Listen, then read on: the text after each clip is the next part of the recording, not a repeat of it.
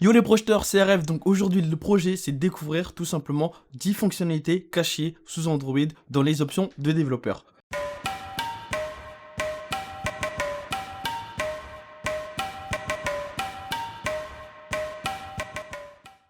La plupart du temps, les gens ne connaissent pas les options de développeur, donc il va falloir les activer. Pour les activer, vous allez aller dans vos paramètres, descendre tout en bas, aller dans à propos du téléphone, les informations de logiciel, et où il est marqué numéro de version, vous allez devoir cliquer 7 fois exactement pour pouvoir activer les options de développeur.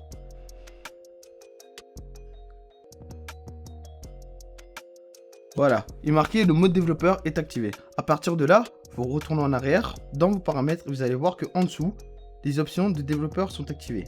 Donc, je vais vous montrer 10 options qui vont être utiles dans vos vies grâce aux options de développeur. La première option, ce sera tout simplement le fait que l'écran ne s'éteindra jamais. Donc, dans certains téléphones, on peut mettre la veille de l'écran à maximum 10 minutes, mais via les options de développeur, vous pouvez mettre que quand le téléphone est en charge, il ne faut pas l'éteindre. Donc, imaginons que vous devez faire une recette ou quoi que ce soit, vous mettez votre téléphone en charge à côté, vous ne voulez pas qu'il s'éteigne ou qu'il s'assombrisse. Vous activez tout simplement écran toujours actif. Donc, il est marqué en dessous, l'écran ne se met jamais en veille lorsque l'appareil est en charge. Donc, vous activez. Pour l'astuce numéro 2, le déverrouillage EM. Donc, je vous conseille de ne pas y toucher. Je vais quand même vous montrer, mais je vous conseille de ne pas y toucher parce qu'en fait, quand vous mettez votre compte Google dans votre Android, il y a une protection FRP. Donc, cela veut dire que, imaginons quelqu'un essaie de forcer la réinitialisation de votre téléphone, il va devoir mettre le code du premier compte Google qui a été mis dans le téléphone.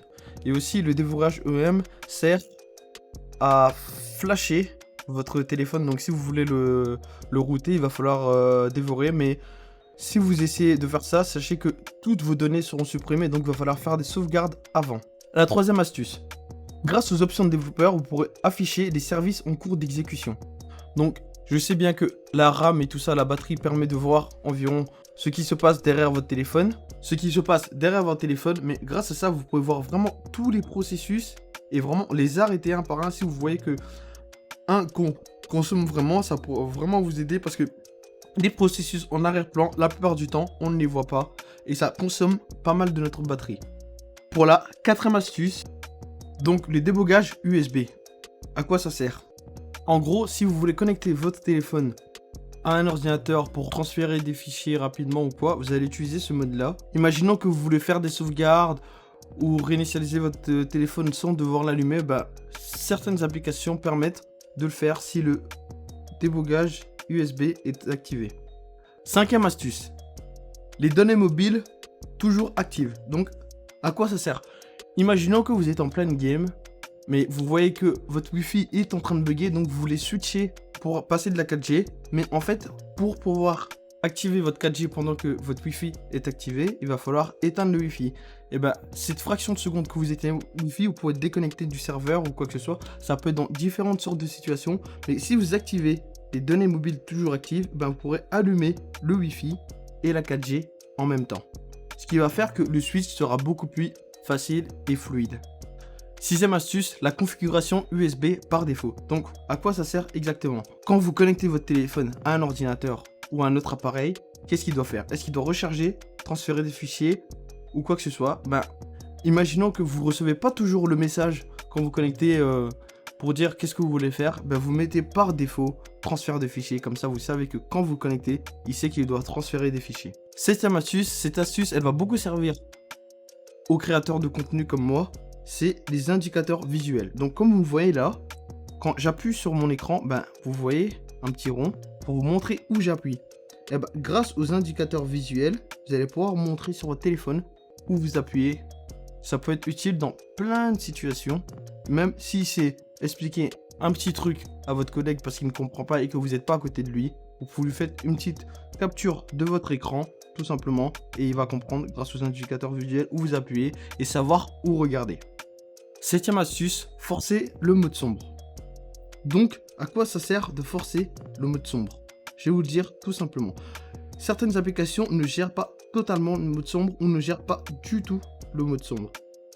Imaginons que vous découvrez une application qui gère pas le mode sombre, et ben en activant forcer le mode sombre, il se peut, je dis pas que ça marche à tous les coups, il se peut que votre application tout d'un coup sait gérer le mode sombre. Mais je vous conseille pas totalement car des fois ça apporte des bugs de couleurs, donc ce qui va faire que les couleurs seront inversées. Ce n'est pas une solution correcte pour toutes les situations. 8e astuce, les échelles d'animation. Donc tout simplement, je vais vous expliquer à quoi servent les échelles d'animation. Quand vous faites des clics, quand vous allez dans une application, dès que vous utilisez votre téléphone, il y a des animations qui se font. Donc, si vous descendez l'échelle d'animation le plus bas possible, l'animation va se faire très vite. Par contre, si vous augmentez à fond, les animations vont être très très lentes. Donc là, je vais quitter. Comme vous le voyez, mon téléphone met vraiment du temps à aller. Quand j'essaie de cliquer, il met vraiment du temps. Mais si jamais vous désactivez pour que ce soit très rapide, vous allez avoir l'impression que votre téléphone est tout nouveau et qu'il est ultra rapide. Donc c'est vraiment une bonne astuce. Même si ce n'est que visuel, vous allez ressentir un petit sentiment de vitesse. Après, vous pouvez carrément désactiver les animations, mais je vous conseille pas parce que ça rend vraiment le téléphone moins agréable visuellement. Donc là, vous allez voir que quand je quitte, bah regardez, en quelques secondes, je suis dans le menu, quoi. 9e astuce, forcer MSAA 4X. Donc je sais pas exactement comment cela se prononce, mais je sais que si vous jouez à des jeux mobiles ou que vous utilisez des applications qui ont besoin de bons graphismes, bah, si vous forcez ce mode-là, et ben votre téléphone va afficher des meilleurs graphismes. Mais il faut savoir que ce n'est pas toutes les applications qui proposent ce mode-là, car il faut que les développeurs aient pensé. Donc moi, je conseille de le laisser toujours actif. Comme ça, si jamais c'est opérationnel et qu'on peut l'activer, et ben il va se mettre en route. Astuce numéro 10. Donc pour la dernière astuce de ce top 10, ça sera sélectionner l'application de position fictive. Donc tout simplement, à quoi ça sert?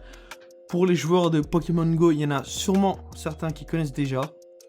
C'est tout simplement pour pouvoir faire croire aux applications que vous êtes quelque part d'autre avec votre GPS. Donc, imaginons que vous êtes en Russie et vous voulez faire croire que vous êtes, par exemple, en Angleterre. Vous allez télécharger une application de fake GPS, par exemple, n'importe laquelle. Vous prenez n'importe laquelle, la plupart fonctionnent. Et vous allez dans vos paramètres, options de développeur. Et là, vous choisissez l'application que vous avez téléchargée comme application de position fictive. Ça peut s'avérer utile dans certaines situations. Donc, bien sûr, si vous n'avez pas compris quelque chose, si vous avez des questions, n'hésitez pas à me les poser dans les commentaires. Je préciserai là où il faudra et je vous aiderai. Vous pouvez aussi me contacter sur Messenger. Je vous aiderai, pas de souci pour ça. C'est la fin de la vidéo. Si tu as Discord, n'hésite pas à rejoindre mon serveur. Tu vas pas le regretter. Abonne-toi si ce n'est pas déjà fait. Ça va me permettre de pouvoir continuer à faire des vidéos et à vous proposer de plus en plus de projets. C'était RF. Ciao. I'm always flexing.